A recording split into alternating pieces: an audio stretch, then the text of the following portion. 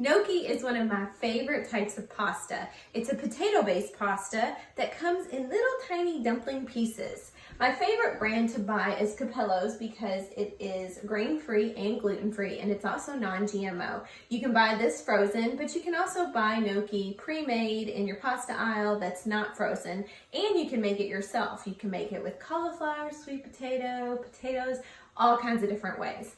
Here's the way I like to bake it. It makes it nice and crisp. I just take some frozen gnocchi, put it on a parchment lined baking sheet, break it up, and then I drizzle a little bit of olive oil on it with a little bit of salt and pepper.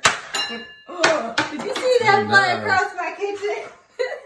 That's okay, it happens in cooking, but you break it all apart, drizzle a little bit of olive oil and salt and pepper on it, and then bake it in an oven at about 400 degrees for 15 to 20 minutes. If it's not frozen, bake it for less time until it's nice, brown, and crispy, and it's super, super yummy. Now I gotta pick up that piece I just felt. Is the 3-second rule still apply here? Probably not. Oh well, have fun making your gnocchi. You can also boil it on the stovetop, and you can pan fry it as well, and it's super, super yummy. And here is perfectly baked gnocchi. Just a little bit brown on one side and a little bit brown on the other side. Yummy. I use the gnocchi to make sweetie pie pasta bowls. Yummy.